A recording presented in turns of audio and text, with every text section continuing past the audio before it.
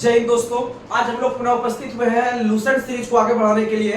तो लूसेंट के अंतर्गत आज हम लोग डीपीएसपी को देखने वाले हैं, जो कि हर एक एग्जाम के लिए महत्वपूर्ण है। आप जिस भी एग्जाम में बैठिए, उस एग्जाम में डीपीएसपी यह राज्य के नीति निषेध तत्व से क्वेश्चन आता है। और आज जो आपको हम ये 40 मिनट के सेशन में बताने वाले हैं, यह आपको देखने के बाद एक भी क्वेश्चन शायद कहीं नहीं छूटेगा, यह गारंटी है। बस आप अपना 40 मिनट लगातार देखकर रहिएगा, आधा अधूरा में वीडियो छोड़कर कोई नहीं जाइएगा। आप लोग लगातार बनकर देखिएगा, 40 मिनट में आपका डीपीएसपी पूरा क्लियर हो जाएगा। उसके बाद हम लोग अगले जो लूसेंट सीरीज करेंगे, अगले क्लास में हम लोग जो है कि इस्लाम धर्म हो गया, उसके बाद आपका ईसाई हो गया, पारसी हो गया, तो ये सबको हम देखने का काम करेंगे। तो एक टॉपिक हिस्ट्री से, एक टॉपिक पॉलिटिक्स से हम लोग लेके चलने का काम कर रहे हैं, तो आप लोग ध्यान देने का काम कीजिएगा। तो चलिए आज के सेशन को हम शुरू करते हैं। तो आज का पहला सवाल, तो आप लोग को पता है कि डीपीएसपी जो है, डीपीएसपी अर्थात राज्य के नीति निर्देशक तत्व जो है, राज्य के नीति निर्देशक तत्व जो है हम लोग लिए हैं किस देश से? तो हम लोग लिए हैं आयरलैंड से। किस देश से लिए हैं? आयरलैंड से लिए हैं। और आयरलैंड ने स्पेन से लिया है। आयरलैंड ने कहां से लिया है? स्पेन से लिया है डीपीएसपी, जैसा कि आप लोग को पता है। और डीपीएसपी का फुल फॉर्म होता है directive principle for state policy. Directive principle for state policy अर्थात राज्य के नीति निर्देशक तत्व, यह जो है यह फिर भारत के अंदर में जो लिया गया है, आप लोग को पता है आयरलैंड से। और आयरलैंड ने कहां से लिया था? स्पेन से लिया था। और डीपीएसपी की चर्चा भाग 4 में है। भाग किस में है? भाग 4 में है। और यह कहां से कहां तक अनुच्छेद में है? तो याद रखिएगा, यह अनुच्छेद 36 से लेके 51 तक है। 36 से लेके कहां तक है? 51 तक है। आप लोग को बता दें कि डीपीएसपी आखिर है क्या? तो डीपीएसपी के नाम में ही लग रहा है राज्य के नीति निर्देशक। इसका मतलब याद रखिएगा, राज्य सरकार या भारत सरकार, राज्य सरकार या भारत सरकार जो आम जनता के लिए जो काम करती है, किसके लिए काम करती है?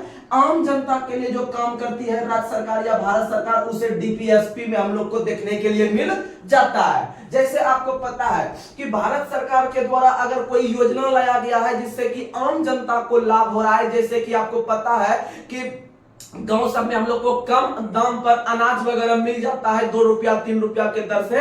तो इसका मतलब ये सब जो योजना ला रही है भारत सरकार या राज्य सरकार, ये आम आदमी के लिए ला रही है। तो अर्थात ये सब जो है कि डीपीएसपी के अंतर्गत हम लोग पढ़ते हैं, यानी राज्य के नीति निर्देशक तत्व के अंतर्गत पढ़ते हैं। आप लोग ध्यान देने का काम कीजिएगा। अगर हम उसके बाद बात करते हैं कि यह फिर अगर राज्य का नीति निर्देशक तत्व अगर आम आदमी को नहीं दिया जाए, तो क्या इसके विरुद्ध या राज्य सरकार या भारत सरकार के विरुद्ध कोई कार्रवाई होगी? तो समझिएगा कोई कार्रवाई नहीं होगी। यानी कि राज्य सरकार का अगर मन है देने का फंड तो वह देगी, नहीं देने का मन है तो नहीं दे सकती है, यानी बंद कर सकती है योजना। उसके विरुद्ध हम कोई भी न्यायालय नहीं जा सकते, याद रखिएगा। या फिर भारत सरकार अगर देने का मन हुआ आम जनता को तो देगी, अगर नहीं देने का मन हुआ तो नहीं देगा। अर्थात डीपीएसपी को लेकर हम कोई भी न्यायालय, सुप्रीम कोर्ट हो या हाई कोर्ट हो या डिस्ट्रिक्ट कोर्ट हो, हम कहीं भी नहीं जा सकते हैं। अर्थात डीपीएसपी जो है वो न्यायालय में आपका अपरिवर्तनवाद है। क्या है? अपरिवर्तनवाद है।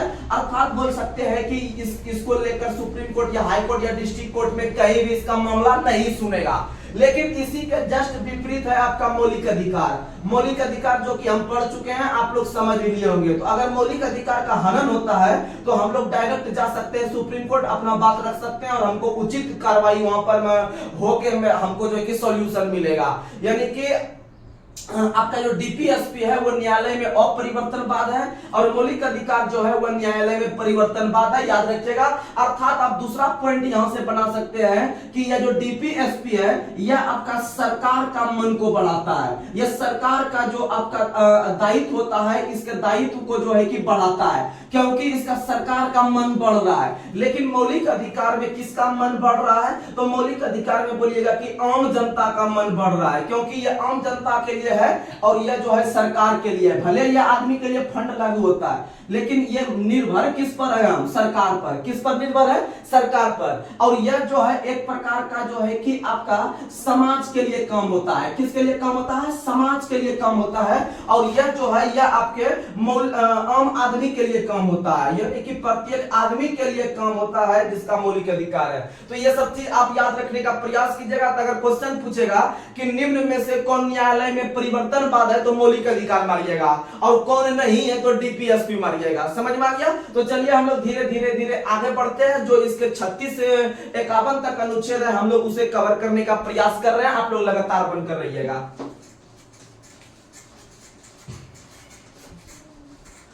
जब डीपीएसपी, सुनिएगा, जब डीपीएसपी भारत संविधान में जोड़ा जा रहा था तो उस समय विभिन्न प्रकार के व्यक्ति के द्वारा विभिन्न प्रकार का कथन कहा जा रहा था। जैसे आपको बताए थे हम प्रस्तावना के बारे में, प्रस्तावना के बारे में हम जो आपको पढ़ाए आपको याद रहना चाहिए।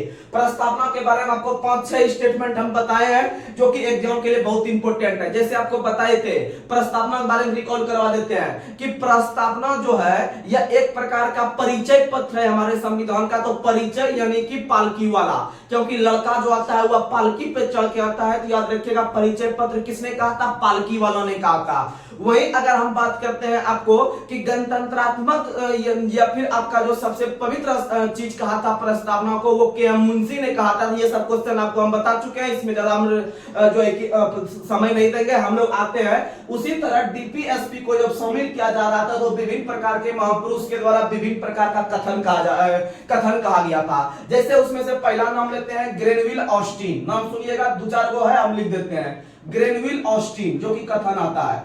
ग्रेनविल ऑस्टिन ने डीपीएसपी को मूल आत्मा कहा है। क्या कहा है? मूल आत्मा कहा है। मूल आत्मा कहा है समय प्रस्तावना को डीपीएसपी के संदर्भ में, याद रखिएगा ग्रेनविल ऑस्टिन ने डीपीएसपी को मूल आत्मा का संज्ञा दिया है, आप लोग याद रखिएगा। उसके बाद अगर हम दूसरा व्यक्ति लेते हैं केटी शाह, क्या लेते हैं? केटी शाह। तो केटी शाह ने डीपीएसपी को कहा है कि यह एक ऐसा बैंक का चेक है जो आगे सुविधा अनुसार अदा होगी। यह एक ऐसा बैंक का चेक है, यह ऐसा बैंक का चेक है जो आगे अपने सुविधा अनुसार अदा की जाएगी, याद रखिएगा, अदा की जाएगी। हल्का हल्का भी याद रखिएगा। यानी बैंक के बारे में बोला है केटी शाह और मूल आत्मा के बारे में बोला है ऑस्टिन। ओ से आत्मा, ओ से ऑस्टिन, ओ से आत्मा, ओ से ऑस्टिन। और फिर शाह लोग जो रखता है पैसा वो बैंक में रखता है। शाह लोग जो पैसा रखता है किस में रखता है? बैंक में रखता है। आगे हम तीसरा नंबर देखते हैं। तो तीसरा नंबर है आपका केसी वियर। बहुत अच्छा ये क्वेश्चन आता है। केसी वियर ने डीपीएसपी को लक्ष्य और आकांक्षा का जो है कि प्रतीक चिन्ह बताया है। लक्ष्य और आकांक्षा का जो प्रतीक चिन्ह बताया है डीपीएसपी को किसने बताया है? तो केसी वियर ने। उसके बाद आपको चौथा नंबर का बताते हैं कि भीटी कृष्णमाचारी ने डीपीएसपी को भावनाओं का अस्थायी कूड़ाघर बताया है। भावनाओं का अस्थायी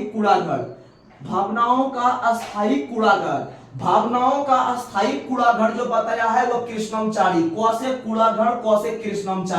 कौसे कृष्णमाचारी, आप याद रखिएगा, अच्छा क्वेश्चन है। उसके बाद हम लोग अगला देखते हैं हम लोग एलएम सिंघवी का नाम सुने होंगे। एलएम सिंघवी समिति का संबंध जो है वो पंचायती राज को लेकर भी है, जैसा कि आप लोग को पता है। और एलएम सिंघवी ने पहली बार पंचायती राज को जो है कि संवैधानिक दर्जा दिलाने का काम किया था। आप लोग ध्यान से समझने का प्रयास कीजिएगा। और एलएम सिंघवी ने डीपीएसपी को जो कहा है वह कहा है संविधान को जीवन देने वाली संस्था, यानी कि जीवन देने वाली संस्था। क्योंकि अगर मान लीजिए डीपीएसपी के तहत विभिन्न प्रकार का फंड पारित करके अगर आम जनता के लिए सरकार नहीं लाएगी तो क्या आम आदमी का जीवन सही से चल पाएगा? तो याद रखिएगा कि जीवन देने वाली संस्था जो कहा है वो किसने कहा है? एलएम सिंघवी ने कहा है। और भावनाओं का कूड़ाघर, यानी भारत सरकार के लिए यह भावना के रूप में सिर्फ डीपीएसपी बचा हुआ है कि हम आम आदमी को दे रहे हैं कुछ।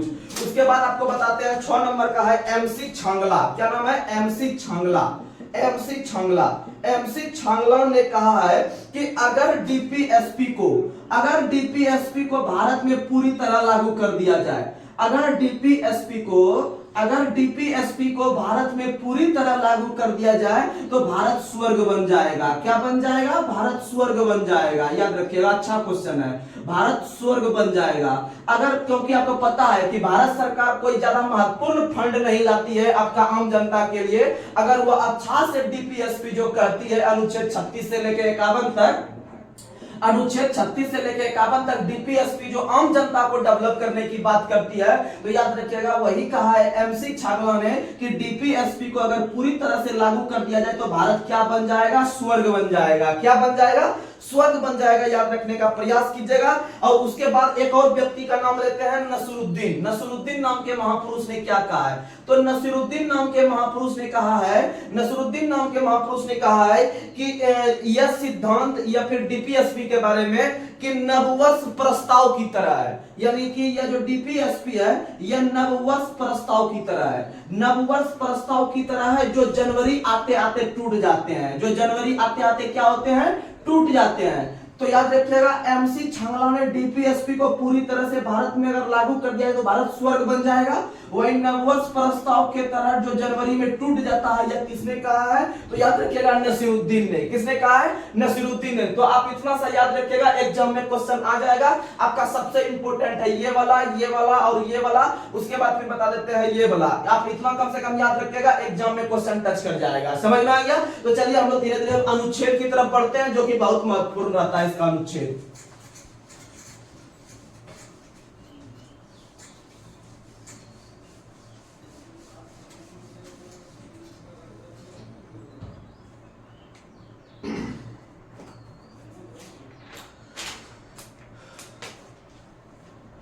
चलिए हम लोग धीरे धीरे आगे बढ़ते हैं। तो अनुच्छेद में से बहुत सारा अनुच्छेद हमको पढ़ना है 36 से लेकर 51 तक, लेकिन उससे पहले हम लोग देख लेते हैं कि जब भारतीय संविधान सभा के द्वारा नीति निर्देशक या डीपीएसपी को शामिल किया जा रहा था मूल संविधान में, तो क्या उसके बाद उसमें कुछ संशोधन भी हुआ है अभी तक? तो आप लोग को बता दें कि डीपीएसपी में अब तक 4 बार संशोधन हुआ है। कितने बार संशोधन हुआ है? डीपीएसपी में अब तक 4 बार संशोधन हुआ है। और 4 बार संशोधन क्या क्या हुआ है आप लोग के बीच हम रखते हैं, आप लोग ध्यान से सुनिएगा। जैसे आप लोग याद करते हैं कि प्रस्तावना में अब तक कितनी बार संशोधन, तो प्रस्तावना में अब तक 1 बार संशोधन 42वां 1976 के तहत, अब 3 नए शब्द जोड़े गए, आप लोग को पता है। उसी तरह से जब डीपीएसपी को शामिल किया जा रहा था, उसके बाद इसमें संशोधन अभी तक 4 बार किया गया है। कितना बार किया गया है? 4 बार किया गया है, आप लोग याद रखिएगा। और उसी तरह से मूल कर्तव्य को जो संविधान संशोधन के तहत जोड़ा गया था, कुल 10 जोड़ा गया था, और एक आगे चल के आपका 11वां नंबर का जो जोड़ा गया है 86वां संविधान संशोधन 2002 के तहत। तो ये सब क्वेश्चन तो नॉर्मल है, आप लोग को ध्यान में होगा। लेकिन डीपीएसपी में अब तक कितनी बार संशोधन हुआ है और कब कब बार हुआ है और क्या क्या चीज जोड़ा गया है, आपके बीच हम वो चीज रखने का प्रयास कर रहे हैं। आप ध्यान से समझ रहे होंगे, बहुत अच्छा होगा। चलिए हम लोग देखते हैं पहली बार। तो पहला बार में देखते हैं भैया कौन हुआ है। तो पहला बार में हुआ है 42वां संविधान संशोधन 1976। 42वां संविधान संशोधन 1976 हुआ है। और इसके तहत आप लोग को पता है कि 3 नए जो है कि इसमें डीपीएसपी के तत्व जोड़े गए। कितने जोड़े गए? 3 जोड़े गए। 3 में से आपको बताते हैं, एक 39 का क जोड़ा गया, उसके बाद फिर आपका जो है कि 43 का क जोड़ा गया, उसके बाद फिर याद रखिएगा 48 का क जोड़ा गया, 48 का क जोड़ा गया। जैसे आप याद करते हैं 39 का क और 43 का क, जैसे 43 के क में है कि फैक्ट्री सब में या उद्योग में मजदूरों की संख्या को निश्चित करना। उसी तरह से आप पढ़ते हैं 48 के क में आप पढ़ते हैं कि वन एवं वन जीवों की रक्षा। तो ये सब चीज हमारे मूल संविधान में नहीं था या फिर डीपीएसपी में नहीं था, लेकिन आगे चलकर 42वां 1976 के तहत इसमें 3 नए अनुच्छेद जोड़े गए, जैसा कि आप लोग को पता है। आगे हम ये सब लिखा देंगे अनुच्छेद की किसमें किसमें क्या है, आप टेंशन नहीं लीजिएगा। लेकिन आपका जानकारी अब प्राप्त हो गया कि 39 का क, 43 का क, 48 का क जो जोड़ा गया है वो 42वां 1976 के तहत। ये हो गया 1 बार संशोधन। अभी हमको जाना है 4 बार तक। तो दूसरा नंबर का जो संशोधन हुआ है वो हुआ है 44वां संविधान संशोधन। 44वां संविधान संशोधन 1978। इसके तहत याद रखिएगा कि इसके तहत आपका अनुच्छेद 38 के भाषा में परिवर्तन किया गया। अनुच्छेद 38 के भाषा में परिवर्तन, बहुत अच्छा क्वेश्चन है। अनुच्छेद 38 के भाषा में परिवर्तन किया गया है, याद रखिएगा 44वां संविधान संशोधन 1978 के तहत। जैसे आप लोग को पता है अनुच्छेद 38 आप याद कर लेते होंगे कि लोक कल्याणकारी राज्य की स्थापना करना, जो कि राज्य सरकार का प्रतिनिधित्व है। तो उसमें के भाषा में जो परिवर्तन किया गया है वो अनुच्छेद 38 में 44वां 1978। उसके बाद आप लोग को तीसरा बता देते हैं। तीसरा है आपका 86वां संविधान संशोधन 2002। 86वां संविधान संशोधन 2002 के तहत आपका अनुच्छेद 45 में परिवर्तन किया गया। अनुच्छेद 45 में परिवर्तन किया गया, जो कि बच्चा को लेकर आपको पता है कि छियासीवां संविधान संशोधन 2002 के तहत आपका 6 से 14 तक के आयु के बच्चों के लिए निःशुल्क शिक्षा जो है कि जोड़ा गया। मूल कर्तव्य 11 में भी और इधर अनुच्छेद 45 में भी उसको परिवर्तन करके जगह दिया गया, याद रखिएगा। और अनुच्छेद 21 का को अभी उसको जोड़ा गया, याद रखिएगा। उसके बाद चौथा नंबर का जो संविधान संशोधन है वो है 97 संविधान संशोधन 2011 में। 97 संविधान संशोधन 2011 के तहत याद रखिएगा अनुच्छेद 43 का ख जोड़ा गया। अनुच्छेद 43 का ख जोड़ा गया। और आपको बहुत बार हम बता चुके हैं कि अनुच्छेद 43 के ख में क्या है। तो अनुच्छेद 43 के ख में आपका क्या है, तो याद रखिएगा सहकारी संघ का स्थापना किया गया है। सहकारी संघ का स्थापना अनुच्छेद 43 के ख के तहत 57वां संविधान संशोधन 2011 के तहत आप लोग को पता चल गया। तो चलिए हम लोग धीरे धीरे अब जो है कि अनुच्छेद 36 से स्टार्ट करते हैं, जो कि आपका बहुत इंपॉर्टेंट है। अभी तक में आपको पता चला कि डीपीएसपी किस भाग में है, कहां से कहां तक है, हम लोग कहां से लिए हैं और कहां से जो लिए हैं उन्होंने कहां से लिया है, ये भी पता चल गया।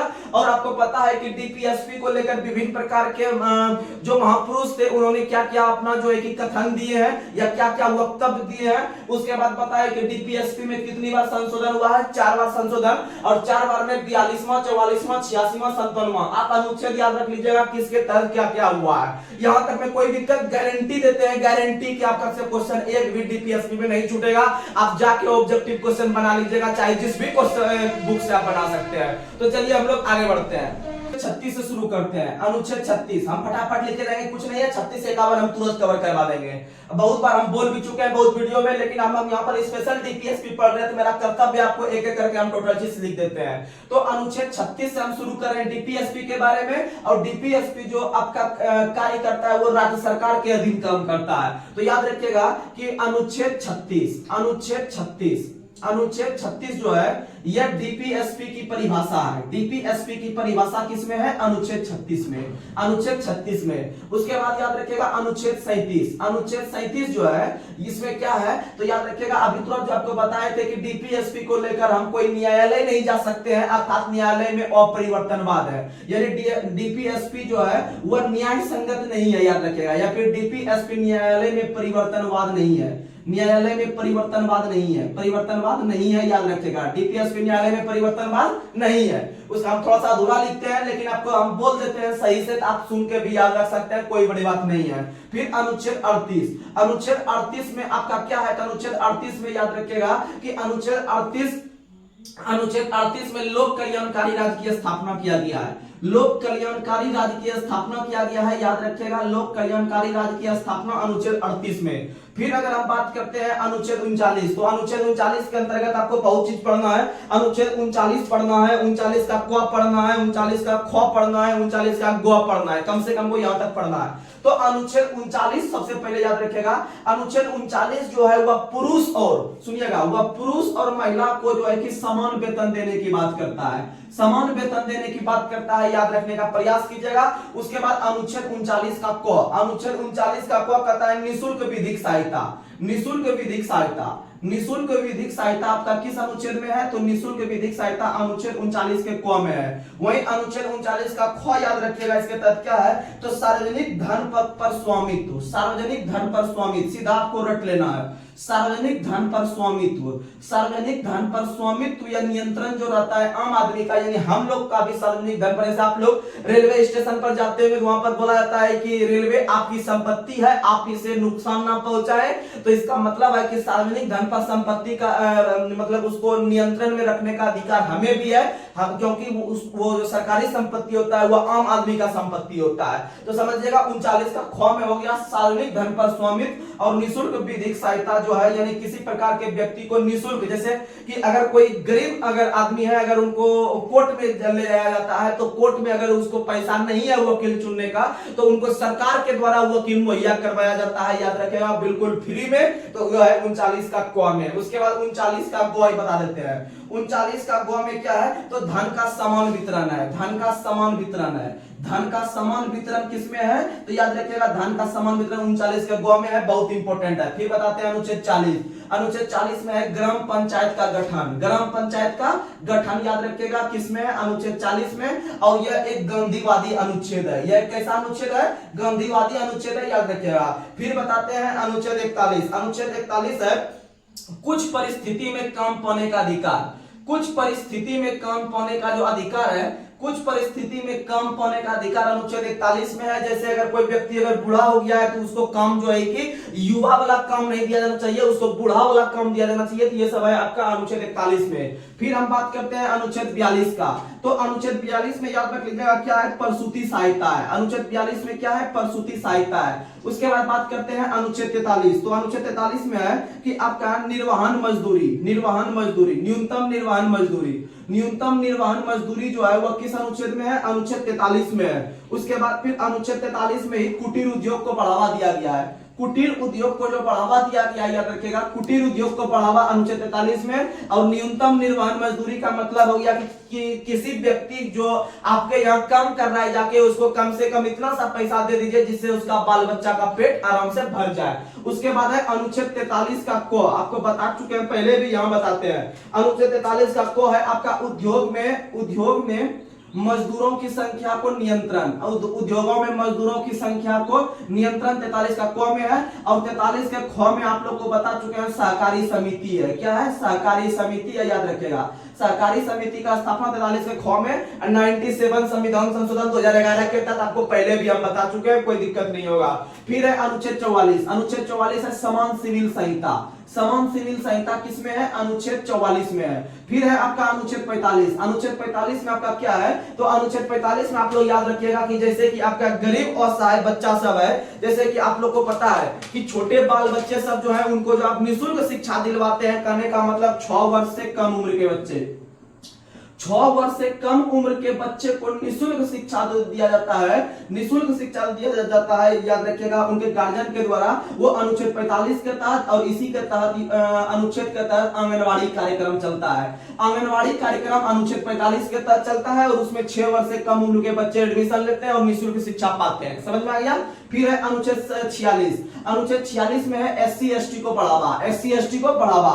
फिर है अनुच्छेद 47 पोषाहार के स्तर में वृद्धि, पोषाहार के स्तर में वृद्धि, और इसी के तहत शराबबंदी वगैरह किया जाता है। फिर है अनुच्छेद 48। अनुच्छेद 48 के तहत है कृषि और पशुपालन, कृषि और पशुपालन, और दुधारू पशु जितना है उनको जो रक्षा प्रदान किया जाता है अनुच्छेद 48 के तहत। फिर है अनुच्छेद 48 का क, अनुच्छेद 48 का क, इसके तहत याद रखिएगा वन एवं वन जीव की रक्षा, वन एवं वन जीव की जो रक्षा किया गया है वो अनुच्छेद 48 के क में। सुनिएगा, अनुच्छेद 48 में कृषि और पशुपालन एकदम फ्रेश चीज हुआ, कृषि और पशुपालन पूरा फ्रेश चीज हुआ, इसलिए पक्का पक्की 48। और 48 में अगर ओल ढोल लग जाएगा, कुछ को ख लग जाएगा, यानी 48 का क तक ही है, तो 48 का क लग जाएगा तो आपको जंगल झाड़ चल जाना है, जंगल झाड़ चल जाना है, यानी कि वन एवं वन जीवों की रक्षा चल जाना है। उसके बाद हम बात करते हैं अनुच्छेद 49 का। तो सुनिएगा, अनुच्छेद 49 के तहत आपका जो है कि राष्ट्र धरोहर को सुरक्षा, राष्ट्र धरोहर को जो सुरक्षा किया गया अनुच्छेद 49 के तहत, यानी कि राष्ट्र धरोहर जो बड़े बड़े पर्यटन स्थल है उनको जो बढ़ावा देते हैं अनुच्छेद 49 के तहत।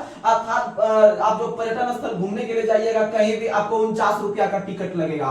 फिर 50 यानी कि 50-50 यानी याद रखिएगा कार्यपालिका और न्यायपालिका का पृथक्करण, कार्यपालिका और न्यायपालिका का पृथक्करण 50 में है।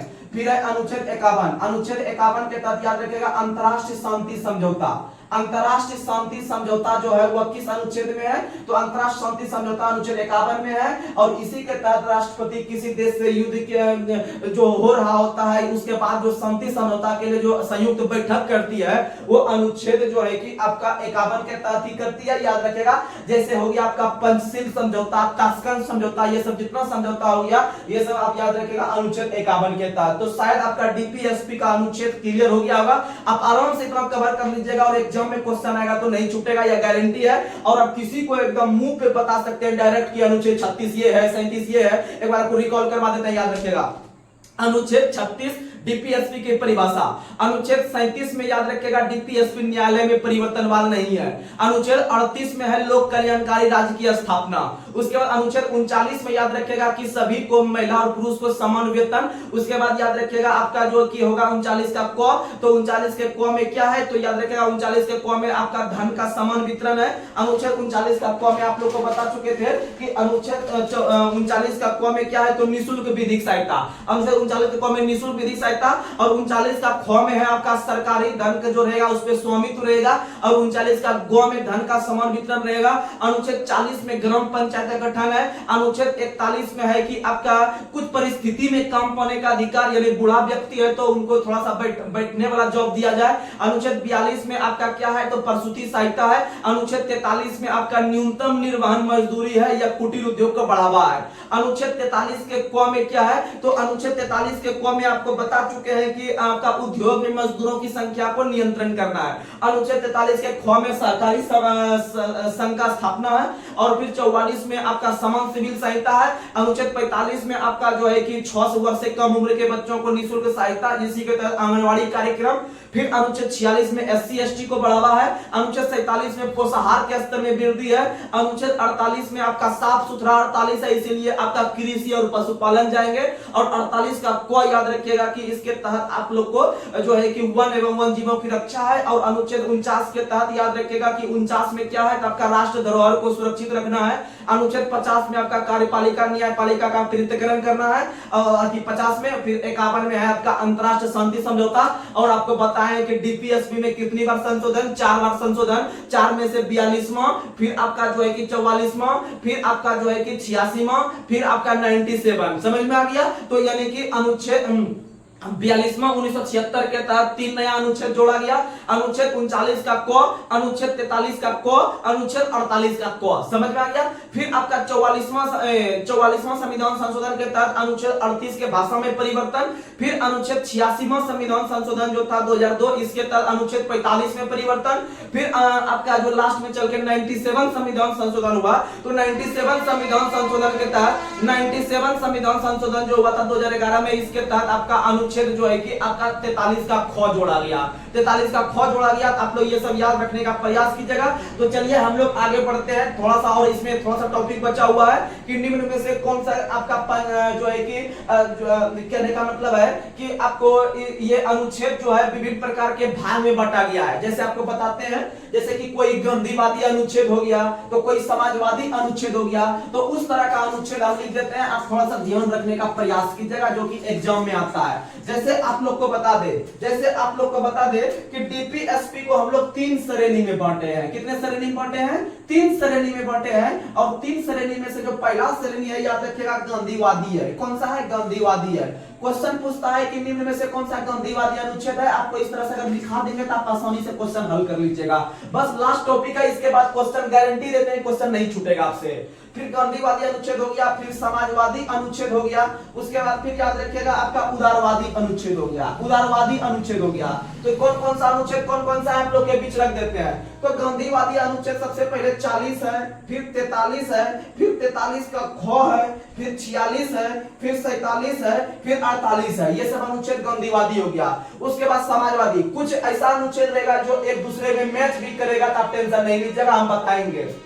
समाजवादी हो जाएगा, हो गया आपका 38, फिर याद रखेगा 39, फिर याद रखेगा 39 का क, फिर याद रखेगा 41, फिर 42, फिर 43, फिर 43 का क, फिर 47 लास्ट में। फिर उदारवादी अनुच्छेद है 44, फिर याद रखेगा 45, फिर 48, फिर 48 का क, फिर 49, फिर 50, फिर 51। ये सब ऐसा अनुच्छेद है जो कि गांधीवादी में ये सब आ गया, समाजवादी में ये सब आ गया, उदारवादी में ये सब आ गया। लेकिन यहां से याद रखिएगा कुछ ऐसा अनुच्छेद भी हम यहाँ लिखे होंगे जो एक दूसरे से मैच खा रहा होगा। जैसे आप लोग यहाँ देख रहे हैं अनुच्छेद 43, अनुच्छेद 43 गांधीवादी में भी है, अनुच्छेद 43 समाजवादी में भी है। क्या इसमें भी है? नहीं है। तो याद रखिएगा कि अनुच्छेद 43 जो है वह गांधीवादी और समाजवादी दोनों है। लेकिन अगर हम 40 के बारे में बात करते हैं तो अनुच्छेद 40 सिर्फ और सिर्फ गांधीवादी है। सिर्फ और सिर्फ क्या है? गांधीवादी है। जैसे अनुच्छेद 51, अनुच्छेद 51 सिर्फ और सिर्फ उदारवादी है, क्योंकि उदार के तरह काम करता है अनुच्छेद 51, क्योंकि आपको पता है अनुच्छेद 51 के तहत अंतरराष्ट्रीय शांति समझौता का बात किया गया है। तो हम लोग यहाँ से धीरे धीरे नोट डाउन करने का प्रयास करते हैं। तो यहाँ पर आप एक नोट करके लिख लीजिएगा। यहाँ पर क्वेश्चन इतना लिखने के बाद आप नोट करके लिख लीजिएगा। अनुच्छेद 43 लिख के डैश दे दीजिएगा। अनुच्छेद 43 लिख दीजिएगा आप लोग गांधीवादी प्लस समाजवादी प्लस समाजवादी। समझ में आ गया? 3 ही ऐसा अनुच्छेद होगा जो एक दूसरे से मैच खाएगा। उसके बाद अनुच्छेद 47, अनुच्छेद 47 जो है वह गांधीवादी और समाजवादी है। देखिएगा ये मिल रहा होगा यहाँ और फिर यहाँ, गांधीवादी और समाजवादी हो गया अनुच्छेद 47। उसके बाद तीसरा अनुच्छेद याद रखिएगा आपका अनुच्छेद 48। अनुच्छेद 48 ये हो गया आपका गांधीवादी प्लस उदारवादी, गांधीवादी प्लस उदारवादी याद रखिएगा। अब आपसे क्वेश्चन हम देते हैं कि इतना पढ़ने के बाद आपका जो वनडे एग्जाम का क्वेश्चन होगा आप जाके सॉल्व कीजिएगा, एक भी क्वेश्चन नहीं छूटने वाला है, यह गारंटी है। बस आप लोग लगातार इसमें मेहनत करते रहिएगा और जिस भी एग्जाम में बैठिए वहां से डीपीएसपी संबंधित क्वेश्चन आता है आपसे के बाद आपको बता दे, आप जाके लूसेंट ऑब्जेक्टिव बनाइएगा, डीपीएसपी खोलिएगा, आप लूसेंट ऑब्जेक्टिव बनाइएगा। अगर आप अपने दिमाग से जो है कि सोचने का क्षमता आपके अंदर बढ़ गया है, आपको ये पूरा चैप्टर पढ़ने के बाद आपसे बता देते हैं कि 90 से 95% क्वेश्चन एकदम हुबहू आप देख के मार दीजिएगा। और जो भी आप प्रीवियस ईयर भी उठाकर देख लीजिएगा, अगर आपसे क्वेश्चन नहीं बना तो फिर आप हमको कमेंट बॉक्स में कमेंट कीजिएगा, सर आपका क्वेश्चन नहीं बनता है, समझ में नहीं आता है, तो फिर हम उस पर भी काम करने का प्रयास करेंगे। तो फिर चलिए आज के सेशन को हम यहीं पर समाप्त कर रहे हैं लूसेंट सीरीज को। तो लूसेंट सीरीज को आप लोग अधिक से अधिक शेयर करने का प्रयास कीजिए, डेली हम एक टॉपिक इस पे क्लियर करने का प्रयास करते हैं। तो तब तक के लिए सेशन को समाप्त कर रहे हैं, तब तक के लिए जय हिंद जय भारत।